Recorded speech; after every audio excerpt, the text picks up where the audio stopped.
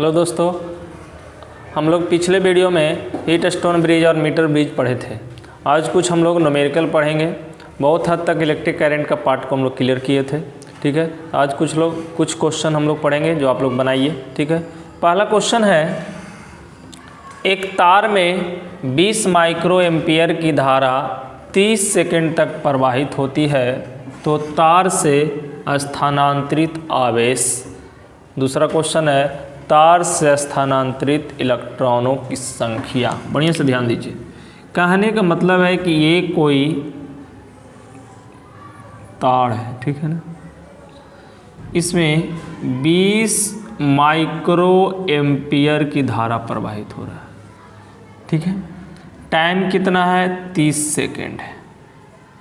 यानी ध्यान दीजिए, क्वेश्चन में देल है I = 20 micro ampere, T = 30 second. 20 micro ampere को 10⁻⁻6 से गुना कर देंगे। अब चलिए, तार में स्थानांतरित आवेश। पहला क्वेश्चन, आवेश।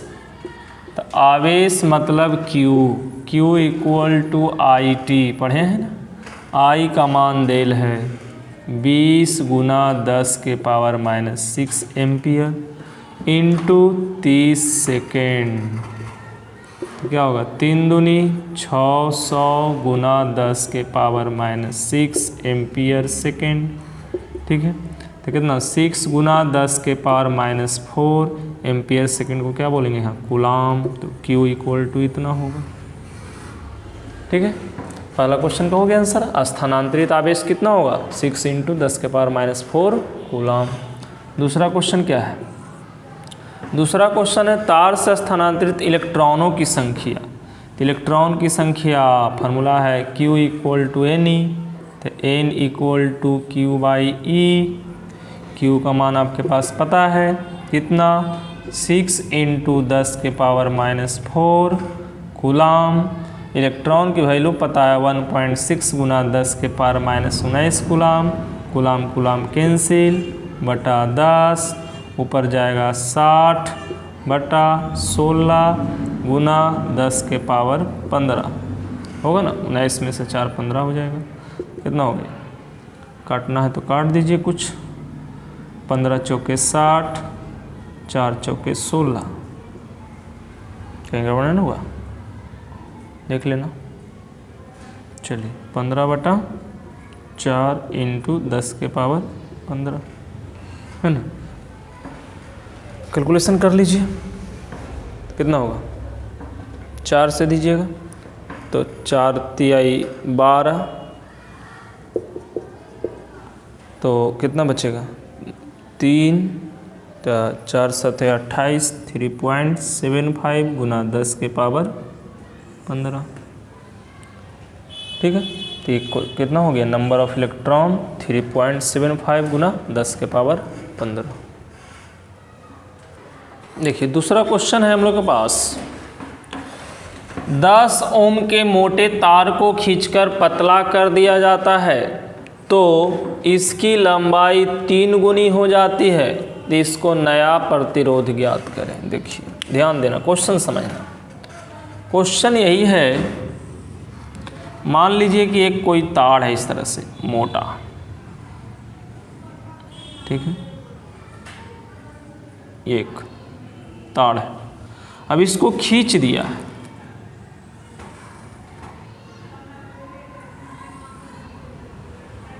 ठीक है, तो इसकी अगर लंबाई मान लीजिए L है, तो इसकी लंबाई 3L है।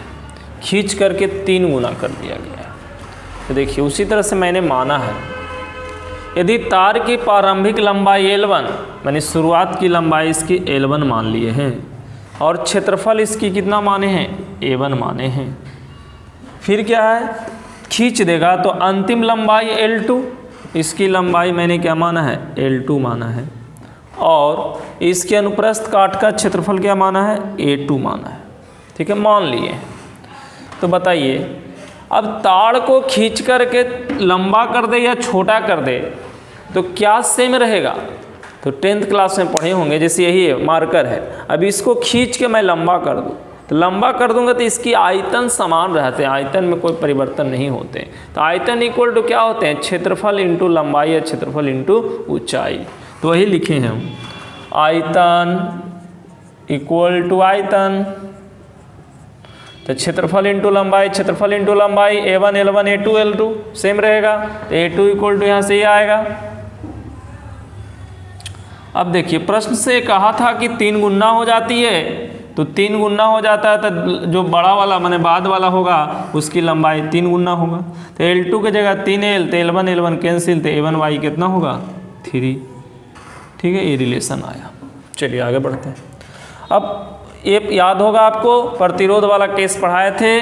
R जो होता है समानुपाती होता है L के, और R इन्वर्सली प्रोपोर्शनल होता है 1/, एरिया के। दोनों को अगर इक्वेशन मान करके देखते हैं तो यहाँ से R समानुपाती L/A, तो R equal to row L/A होता था, याद है। इसको क्या बोलते थे, विशिष्ट प्रतिरोध या प्रतिरोधकता।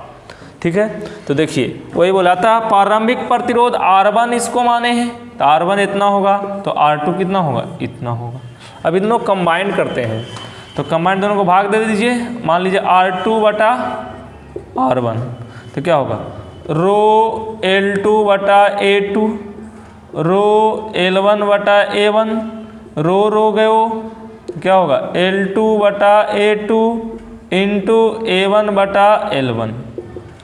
L2 का मान 3L1, A2 का मान A1/3। ध्यान देना थोड़ा, L2 का मान 3L1, A2 का मान A1/3 इंटू A1/L1, तो A1/L1, A1 गया, L1 गया, 3 तिया 9। बढ़िया से देखना, R2/R1 इक्वल टू 9, तो R2 इक्वल टू 9R1, यानी नया प्रतिरोध यानी R2, नया प्रतिरोध माने क्या, R2, पहले वाला कितना है R1, तो 9 गुना हो गया। और देल कितना था, ये R1 देल था 10 ओम, तो क्या होगा 9 गुना 10, R2 इक्वल टू 9 गुना 10 यानी 90 ओम। ठीक है, तो भाई न्यूमेरिकल में लॉन्ग क्वेश्चन में रहे तो आपको इतना विस्तार करना पड़ेगा, लेकिन कभी कभी डायरेक्ट भी ऑब्जेक्टिव क्वेश्चन में आ जाते हैं। फिर से इसको समझे बारीकी से, ऑब्जेक्टिव में क्या कहेगा। VBI है ये क्वेश्चन। देखिए, अगर कोई ताड़ को खींच करके 3 गुना करे, 2 गुना करे, 4 गुना करे, तो याद रखना, देखो कोई भी, जैसे ये ताड़ है इस तरह से, अगर इसको खींच करके लंबाई वृद्धि करता है इस तरह से, तो लंबाई तो बढ़ता है लेकिन क्षेत्रफल क्या होता है, घट जाता है। तो बस यही याद रखना, जितना अगर मान लो कि m गुना खींचा, तो इसका प्रतिरोध क्या होगा m², m गुना 3 गुना था तो इसको क्या कर देना, 3 का स्क्वायर गुना कर देना, 4 तो 4 स्क्वायर गुना कर देना, बस। तो वही है, 3 गुना हो जाता है तो इसका क्या होगा 3 का स्क्वायर यानी 9, तो 9 10 90, ऑब्जेक्टिव में ही ले लेना। ठीक है, चलिए बढ़िया से इसको नोट कर लीजिए, जैसे जैसे मैंने नोट लिखा वैसे ही नोट कीजिए, ज़्यादा तो वीडियो को बैक करके देखिए कैसे कैसे नोट किए। नेक्स्ट क्वेश्चन देखते हैं। देखिए तीसरा क्वेश्चन है, किसी नाइक्रोम का विशिष्ट प्रतिरोध इतना माइक्रो ओम सेंटीमीटर है, तो नाइक्रोम के 5 मीटर लंबे तथा इतना मीटर स्क्वायर परिच्छेद क्षेत्रफल वाले तार का प्रतिरोध ज्ञात कीजिए, कितना होगा। देखिए थोड़ा समझिए, जैसे मान लीजिए कि कोई नाइक्रोम है तार, नाइक्रोम नाम सुने ना, तो इसकी मान लीजिए लंबाई L होगा। ठीक है, इसकी लंबाई L है, एरिया क्रॉस सेक्शन A है, और विशिष्ट प्रतिरोध का मतलब रो, प्रतिरोधकता जिसको बोलते हैं, विशिष्ट प्रतिरोध को क्या बोलते हैं, प्रतिरोधकता।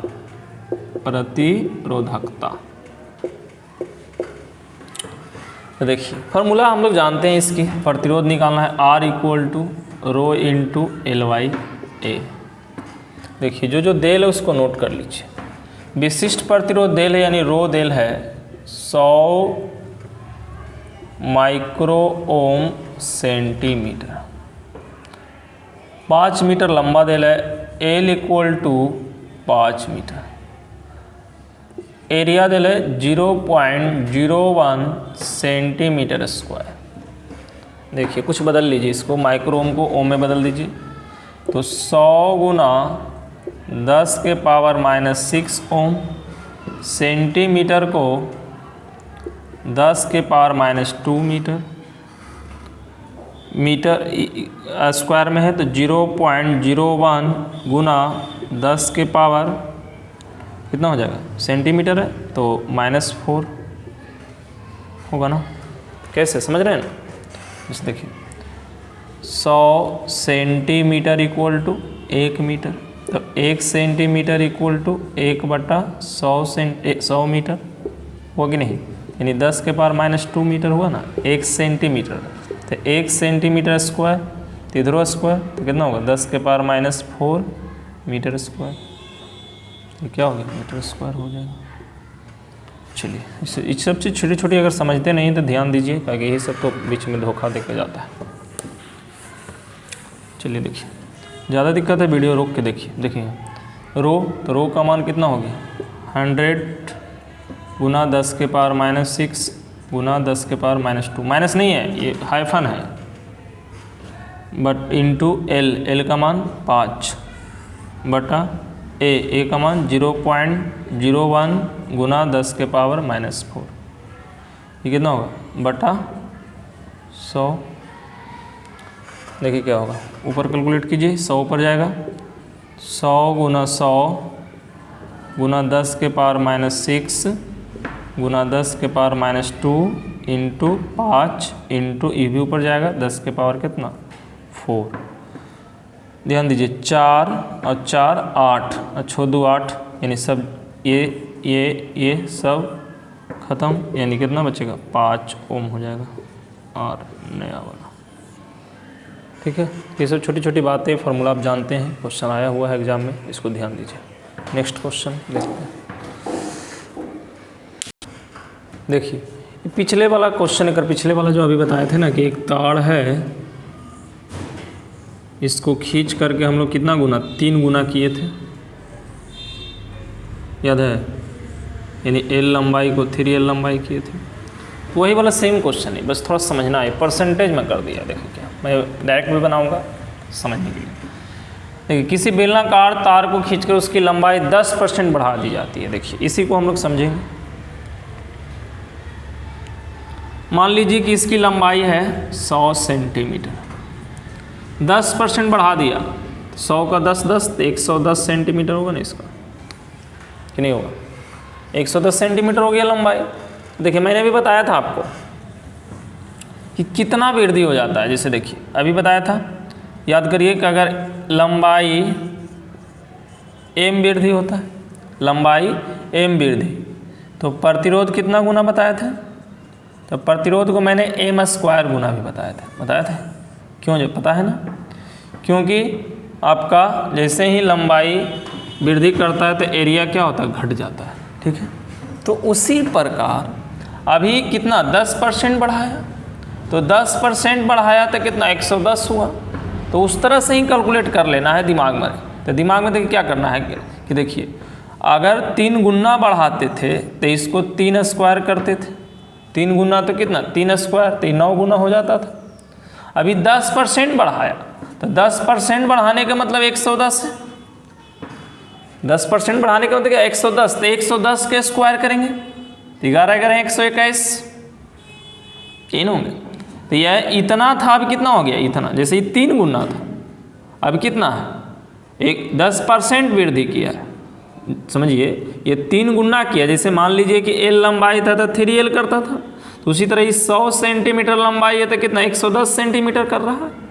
तो ये क्या करते थे, इसकी क्या कर दिए थे, 3 गुना जो होता था तो 3L स्क्वायर कर सकते हैं या 3 के स्क्वायर कर सकते हैं, डायरेक्ट हम इसको समझे 3 के स्क्वायर कर दिए। तो उसी तरह से 11 110 जो आ रहा था इसको आप क्या कर रहे हैं, स्क्वायर कर रहे हैं, तो कितना हुआ 100, मैंने कह सकते हैं इसको 121 पर 00, तो परसेंटेज वृद्धि कह रहा है, तो जब परसेंटेज वृद्धि की बात आएगा तो परसेंटेज वृद्धि यानी क्या, वही क्या वृद्धि ज्ञात कीजिए प्रतिरोध में वृद्धि, तो वही चेंज इन इस तरह से। तो ये क्या है R1, ये क्या है R2, तो क्या होगा R2 माइनस R1 है ना, बटा कितना R1, तो कितना होगा x और परसेंटेज है तो गुना 100, ठीक है, कितना 121 माइनस 110 बटा 110 गुना 100, ऐसे निकाल लीजिए, कैलकुलेट करके निकाल लेंगे जो भी आए। तो एक तो ये बेसिक मेथड है, इस मेथड से निकालिए, नहीं तो फिर मान करके निकालिए तो उससे भी निकल जाएगा। देखिए उससे भी निकाल देते हैं, दोनों से निकाल देते हैं। उसमें क्या करिएगा, मानिएगा माना कि लंबाई L, अंतिम लंबाई L' या L1, ठीक है, अंतिम लंबाई जैसे इसे मान ली प्रारंभिक लंबाई जैसे L, तो अंतिम लंबाई मान लीजिए यहाँ से L', तो L' 10% वृद्धि किया, तो 10% वृद्धि L प्लस L का 10% यानी कितना 11L बटा 10, इस तरह से हो जाएंगे। या ऐसा ही मानिए 100 सेंटीमीटर तो कितना 110 सेंटीमीटर, ऐसे भी कर सकते हैं। तो आयतन बराबर रहता है, तो A1 L1 equal to A2 L2, यही सेम कहानी रहेगा। तो एरिया नहीं पता, मान लीजिए A1 into L1 equal to A2 into L2 था, तो L1 की वैल्यू यहाँ जान रहे हैं तो रख दीजिए 100 इंटू 110, A2 कितना हो जाएगा यहाँ से, A2 इक्वल टू हो जाएगा A1 इंटू 100 बटा 110 होगा ना, A2 110 डिवाइड जाएगा, एक कैंसिल, तो कितना 10 A1 बटा 11। प्रतिरोध जान रहे हैं, तो प्रतिरोध क्या होता है प्रतिरोध, तो प्रतिरोध हम लोग जान रहे हैं R1 इक्वल टू कितना रो L1 बटा A1, उसी तरह से R2 इक्वल टू कितना रो L2 बटा A2। नया प्रतिरोध तो क्या होगा R2 बटा R1 equal to row L2 बटा A2 बटा रो L1 बटा A2, A कैंसिल, कितना होगा देखिए L2 बटा A2 इंटू एगो में A1, इसमें A1, तो A1 बटा L1 कैलकुलेट कर दीजिए। देखिए L2 का मान कितना 110 इंटू A1 का मान निकाले थे, A2 का मान निकाले थे, A1 रहने देते हैं, तो A2 का मान कितना 10 A1 बटा 11 इंटू L1 का मान 100, कुछ कटेगा A1 कैंसिल, ये ऊपर चला जाएगा, कितना 121 बटा 100 और 10 एक शून्य से एक शून्य कैंसिल, तो कितना 121 बटा 10 अति 100, ठीक है ना। हाँ, कौची बराबर आएगा R2 बटा R1।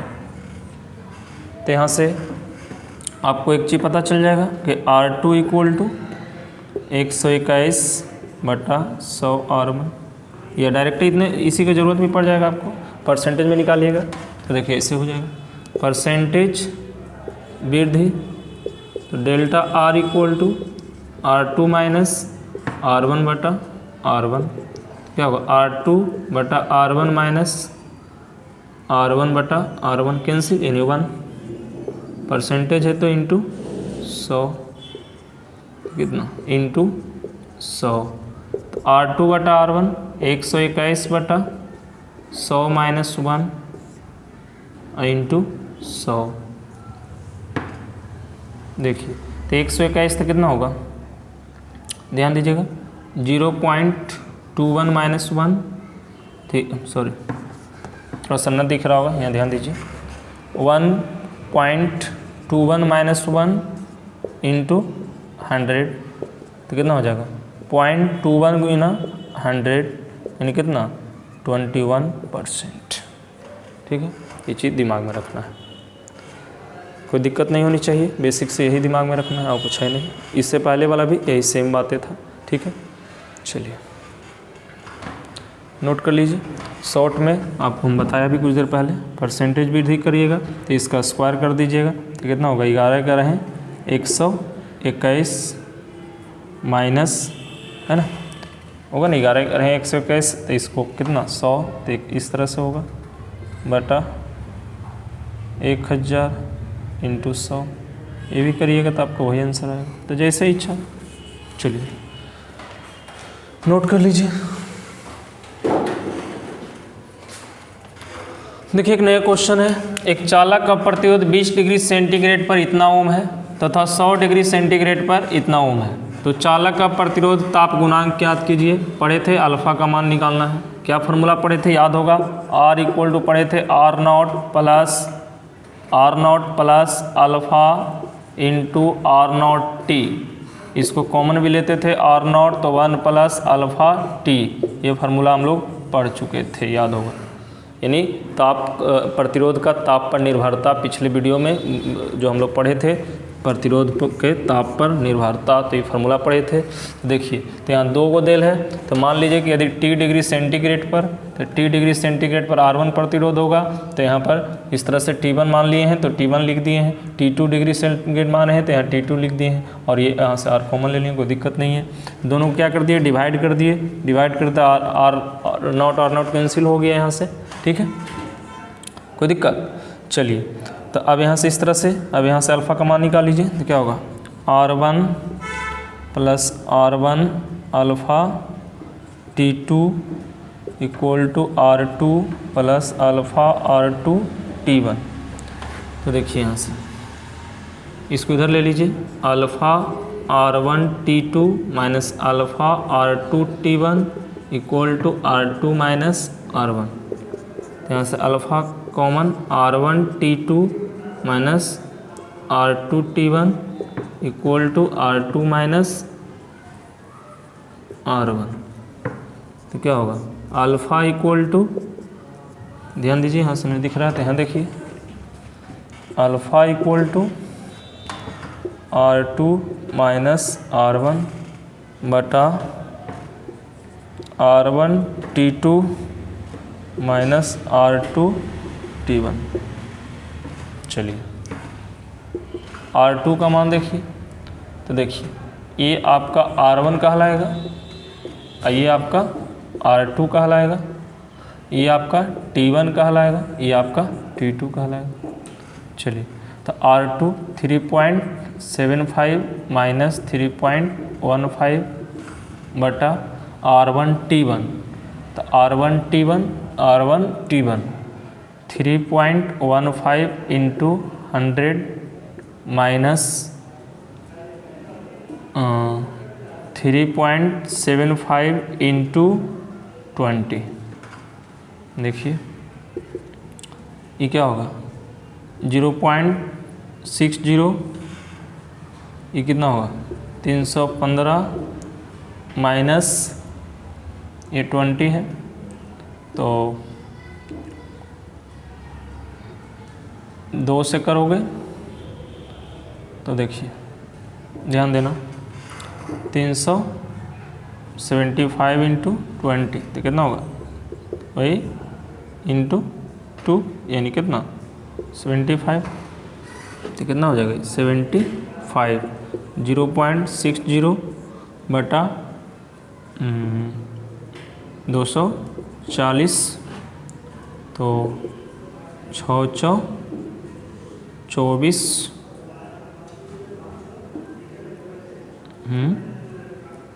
तो पॉइंट में हो जाएगा 400, तो 0.0025 कुछ होगा अल्फ़ा का मान होगा, तो अल्फ़ा का मान कितना आ जाएगा 0.0025। चलो बहुत अच्छा क्वेश्चन था, 4-5 ही क्वेश्चन अभी तक हम लोग देखे, फिर नेक्स्ट वीडियो में देखेंगे। अच्छा लगा तो आप लाइक कीजिए और दूसरे को बता दीजिए कि क्या चल रहा है, ठीक है। और ना समझ में भी आया तो 2 बार देखिए, 3 बार देखिए, वीडियो को पूरा देखिए, आपको A to Z समझ में आएगा। रेगुलर वीडियो देखिए तो थोड़ा ज़्यादा फ़ायदा होगा। Thank you.